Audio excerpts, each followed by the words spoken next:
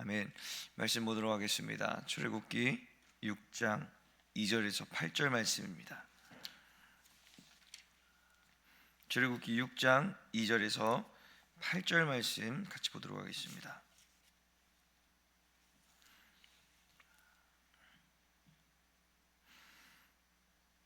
출애굽기 6장 2절에서 8절 말씀입니다. 한 목소리로 합독하도록 하겠습니다. 같이 읽겠습니다. 시작. 하나님이 모세에게 말씀하여 이르시되 나는 여호와이니라.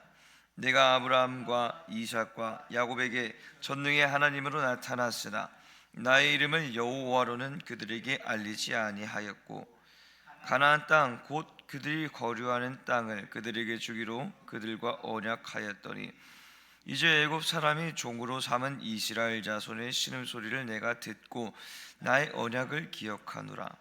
그러므로 이스라엘 자손에게 말하기를 나는 여호와라.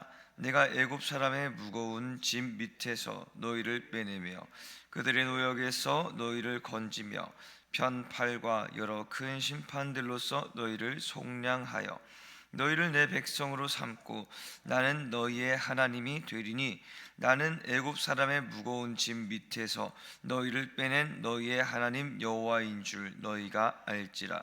내가 아브라함과 이삭과 야곱에게 주기로 맹세한 땅으로 너희를 인도하고 그 땅을 너희에게 주어 기업을 삼게 하리라. 나는 여호와라 하셨다 하라. 아멘.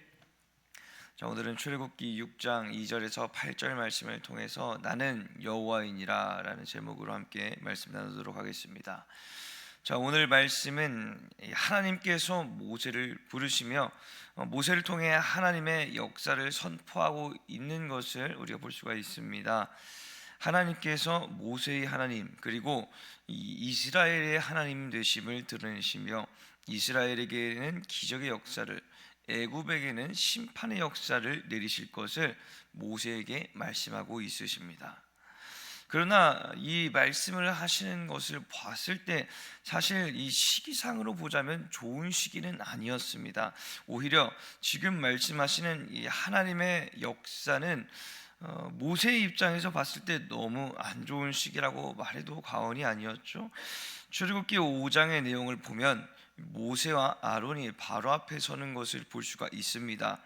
그리고 바로에게 말하기를 이스라엘 백성들을 애굽에서 3일 길을 가서 광야에서 하나님을 향해 제사를 드리게 해달라고 바로에게 요청을 합니다. 바로는 이 말을 듣고 어처구니 없어 하죠. 오히려 모세의 말을 듣고 바로는 화를 내며 이스라엘 백성에게 내렸던 이 고역들을 더 강도 높게 올립니다. 모세는 정말 억울했습니다. 하나님께서 말씀하신 대로 모세는 아론과 함께 바로 앞에서 하나님의 말씀을 대언한 것밖에 없었습니다. 그러나 돌아오는 것은 바로의 완악한 마음에서 나온 더욱 고통스러운 노동뿐이었습니다. 모세가 하나님께 하소연하는 목소리가 출애굽기 5장 22절과 23절에 기록되어 있지 않습니까? 22절을 보면 이렇게 말하고 있죠. 주여 어찌하여 이 백성이 학대를 당하게 하셨나이까? 어찌하여 나를 보내셨나이까? 라고 말입니다. 그러면서 하나님 앞에 자신의 억울함을 호소하고 있습니다. 그러자 하나님께서 모세에게 이렇게 말씀하시죠. 출애굽기 6장 1절 말씀을 우리 같이 한번 읽어보도록 하겠습니다. 출애굽기 6장 1절 말씀입니다. 출애굽기 6장 1절 말씀 같이 읽겠습니다. 시작. 여호와께서 모세에게 이르시되 이제 내가 바로에게 하는 일을 내가 보리라. 강한 손으로 말미암아 바로가 그들을 보내리라. 강한 손으로 말미암아 바로가 그들을 그의 땅에서 쫓아내리라. 아멘. 자, 이 출애굽기 6장 1절 말씀은 출애굽기 5장 1절 말씀과 비교했을 때 하나님의 일하심이 직접적으로 기록되어 있는 부분임을 알 수가 있습니다. 출애굽기 5장 1절에서 모세와 아론이 바로에게 가서 말하는데 뭐라고 말하느냐? 이스라엘 하나님 여호와께서 이렇게 말씀하시기를 이라는 부분으로 시작이 되는 것을 우리는 5장 1절을 통해서 볼 수 있습니다. 그러니까 5장에서는 하나님께서 바로에게 말씀하셨다라고 말하고 있습니다. 그럼에도 바로가 그 마음을 굽히지 않고 오히려 더 굳세어지자 6장 1절에서는 하나님께서 말씀하시는 것을 넘어서 하나님의 행하심이 들어가 있는 것으로 바뀌죠. 6장 1절을 보면 이제 내가 바로에게 하는 일을 내가 보리라. 강한 손으로 말미암아 바로가 그들을 보내리라. 강한 손으로 말미암아 바로가 그들을 그 땅에서 쫓아내리라라고 말씀하십니다. 그러니까 하나님께서 하시는 일을 모세가 볼 것이라고 말씀하시죠. 그것이 무엇이냐? 강한 손으로 인해 바로가 이스라엘 백성들을 보내고 강한 손으로 인해 바로가 이스라엘 백성들을 땅에서 쫓아낼 것이라 라고 말하는 것입니다. 이 강한 손은 무엇입니까? 하나님의 그 강력한 권능을 말씀하시는 것입니다. 근데 이 강한 손을 반복해서 사용하고 있는 것을 보면은 이 강한 손을 하나님께서는 강조하고 있으시는 것을 볼 수 있죠. 다시 말해서 하나님께서 반드시 이 일을 하나님의 권능으로, 하나님의 능력으로 행하실 것임을 모세에게 말씀하고 있으신 것입니다.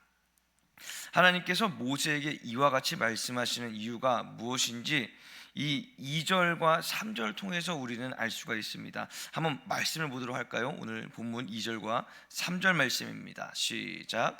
하나님이 모세에게 말씀하여 이르시되 나는 여호와이니라. 내가 아브라함과 이삭과 야곱에게 전능의 하나님으로 나타났으나 나의 이름을 여호와로는 그들에게 알리지 아니하였고. 아멘. 자, 2절을 보면은 하나님께서 모세에게 나는 여호와이니라 라고 말씀하십니다. 절대자이며 영원부터 영원까지 계시는 분이심을 다시금 모세에게 확인시키십니다. 그런데 우리가 3절 말씀을 보면은 참 3절 말씀을 쉽게 이해하기 좀 어려운 부분으로 여러분들 아마 생각하실 수 있으실 것입니다. 3절에서 내가 아브라함과 이삭과 야곱에게 전능의 하나님으로 나타났으나 나의 이름을 여호와로는 그들에게 알리지 아니하였고라고 기록이 되어 있죠. 전능의 하나님과 여호와 이 두 개의 차이를 우리는 이해하려면 알아야 합니다. 여호와라는 이름이 그들에게 말씀하지 않았다는 말도 사실 이해하기 어렵죠. 여호와라는 말이 무슨 의미를 가지고 있는지 정확하게 알아야 우리는 이 3절 말씀을 이해할 수가 있습니다. 사실 이 글자 그대로의 내용을 보자면 하나님께서 아브라함과 이삭 그리고 야곱 앞에서 여호와라는 이름을 사용하지 않으셨다라고 이해할 수 있는데 창세기 15장을 보더라도 사실 그렇진 않습니다. 창세기 15장을 보면은 무슨 내용이냐? 아브라함이 환상 중에서 하나님을 만나서 자손에 대한 이야기를 하는데 이때 당시 아브라함에게는 아직 자손이 없었습니다. 그러므로 아브라함이 자신의 상속자를 자신의 종인 엘리에셀을 세우겠다라고 말하는 것을 볼 수가 있죠. 그러나 하나님께서는 너의 상속자는 너의 종 엘리에셀이 아니라 너의 몸에서 나올 자가 너의 상속자가 되리라 라고 말씀하시면서 아브라함을 밖으로 이끌어냅니다. 그리고 하늘을 보이며 셀 수 없는 별들을 보이시죠. 너의 자손이 이와 같이 되리라 라고 하면서 하나님께서 약속을 주십니다. 그 이후에 7절 말씀을 보면은 이렇게 기록이 되어 있는데요. 또 그에게 이르시되 나는 이 땅을 내게 주어 소유로 삼게 하려고 너를 갈대아인의 우르에서 이끌어낸 여호와니라 라고 말씀하십니다. 그러니까 아브라함 앞에서 분명히 하나님께서는 하나님을 여호와라고 나타내셨습니다. 그러므로 우리는 이 전능의 하나님과 여호와 하나님에 대한 이 원어적인 의미와 또한 전능의 하나님은 어디에서 많이 사용되었으며 여호와 하나님은 어디에서 많이 사용되었는지 그 주로 사용된 곳을 우리는 파악할 필요가 있습니다. 전능의 하나님은 히브리어로 엘샤다이라고 하는데 엘은 하나님을 뜻하는 것이죠. 이 사다이는 샤타이라고 말하는데 이는 전능한 또는 공략이 불가능한으로 해석이 됩니다. 그러므로 엘샤다이는 주로 하나님의 능력을 강조를 하는데요. 이는 창세기에 많이 등장합니다. 어떤 의미로 많이 쓰이냐면은 축복을 주시는 하나님, 능력을 주시는 하나님을 말할 때 이 엘샤다이 전능한 하나님이라는 표현을 사용합니다. 한 예를 보자면 창세기 17장 1절 말씀에 등장을 하는데요. 이때는 아브라함의 나이가 99세가 되었을 때이며 하나님께서 아브라함 앞에 나타나시는데 하나님을 전능한 하나님 엘사다이라고 표현하는 것을 우리가 볼 수가 있습니다. 이때 이 17장을 통해서 아브라함이라는 이름을 주셔서 민족의 아버지로 세우시는 것을 볼 수가 있고요. 그리고 하나님께서는 할례를 행하게 하셔서 할례를 행한 자에게 능력의 하나님이 되어주심을 약속하십니다. 또한 사라에게 말씀하셔서 약속을 하시는데 아들을 낳을 것이니 이름을 이삭이라고 하라라는 말씀이 이 창세기 17장 안에 등장합니다. 그러니까 이 엘사다이라는 말은 이 족장 시대 아브라함, 야곱, 이삭의 시대에 축복을 주시는 하나님으로 자주 사용되는 것을 우리는 알 수 있죠. 반면 이 여호와 히브리어로는 야훼라고 하는데 이는 모세의 시대부터 사용되는 하나님을 지칭하는 단어입니다. 이 뜻은 이스라엘 민족과 언약을 맺으신 언약을 이행하신 분으로 표현이 됩니다. 어떠한 언약이냐? 자손을 하늘의 별같이 그리고 바다의 모래알같이 번성하게 하겠다는 이 자손에 대한 약속과 또한 가나안 땅을 이스라엘 백성에게 주겠다는 이 땅에 대한 약속을 말씀하시는 것입니다. 이 부분에 예로 들 수 있는 구절이 바로 오늘 본문의 4절부터 8절까지의 말씀입니다. 먼저 4절에서 5절 말씀 우리 같이 한번 보도록 하겠습니다. 오늘 본문 4절에서 5절 말씀입니다. 같이 읽겠습니다. 시작. 가나안 땅 곧 그들이 거류하는 땅을 그들에게 주기로 그들과 언약하였더니 이제 애굽 사람이 종으로 삼은 이스라엘 자손의 신음소리를 내가 듣고 나의 언약을 기억하노라. 아멘.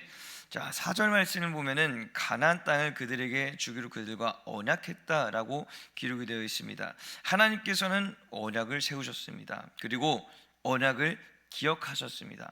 하지만 그 언약을 여태까지 이행하지는 않으셨습니다. 그 이유는 아직 언약을 이행할 때가 아니었기 때문이죠. 하나님께서 기억하지 못하고 있으신 것이 아니라 하나님께서 세우신 가장 알맞은 때, 가장 완전한 때를 하나님께서는 기다리고 있으셨습니다. 그리고 5절 말씀에 기록이 되어 있죠. 이제 애굽 사람이 종으로 삼은 이스라엘 자손의 신음소리를 내가 듣고 나의 언약을 기억하노라 라고 말입니다.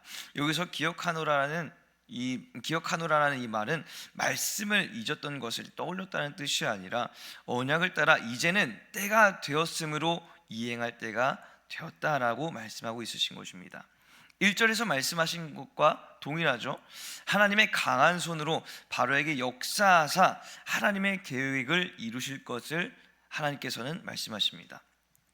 6절과 7절의 말씀에는 6절과 8절의 말씀에는 언약을 이행하는 것에 대해서 어떻게 이행하실지 더욱 구체적으로 기록이 되어 있습니다.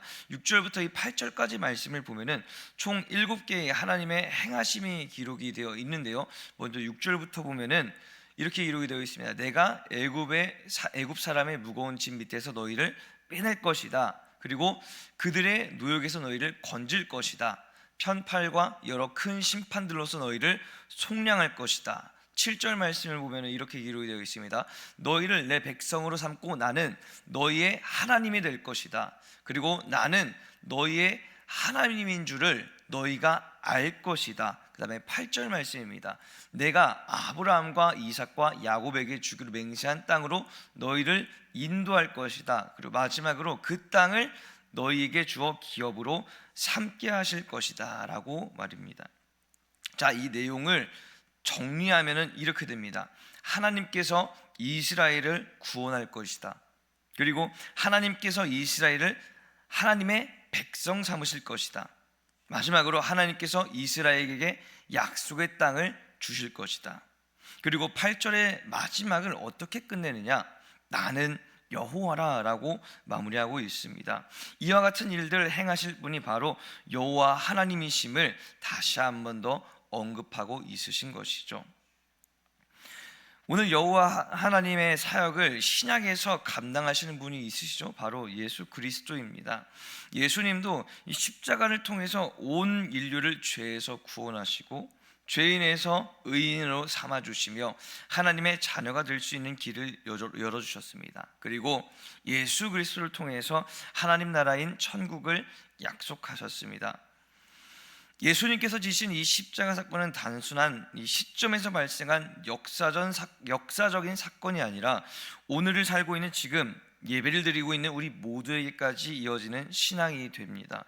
그러므로 출애굽기의 배경이 된 이 시대에 하나님의 역사는 과거에서 끝난 것이 아니라 지금까지 이어져 내려와 현재 우리에게 적용되는 말씀이 되는 것이죠. 그러므로 우리는 이 말씀을 통해서 오늘도 우리의 삶 가운데 역사하시는 하나님의 역사를 믿음의 눈으로 바라볼 수 있어야 하는 것입니다. 하나님께서는 오늘도 우리를 구원하셨죠.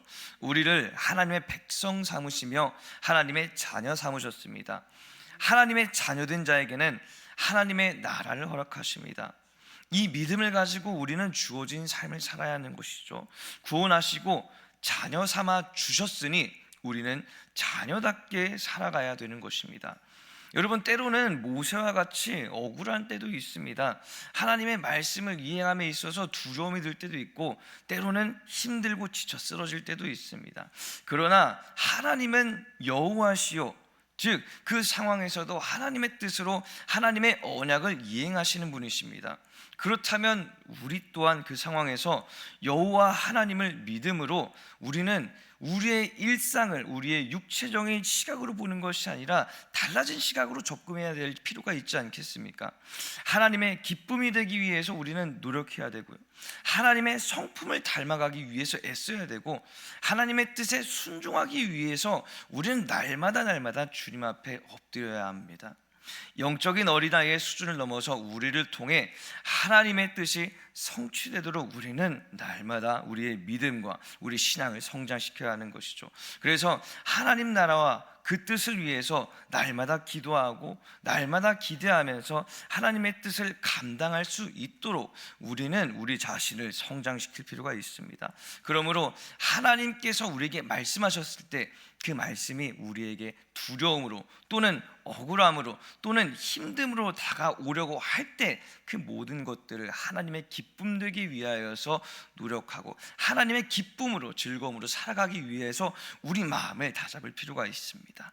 이 말씀을 기억하시고 오늘도 우리의 주어진 삶을 살아갈 때에 하나님께서 우리 삶 가운데 축복을 주셨으니, 우리에게 은혜를 주셨으니 우리가 그 은혜에 따라서 하나님의 기쁨으로 살아가기를 원하나이다 하면서 기도하며 우리의 하루를 감당하는 저와 여러분 되시길 주님의 이름으로 축복합니다.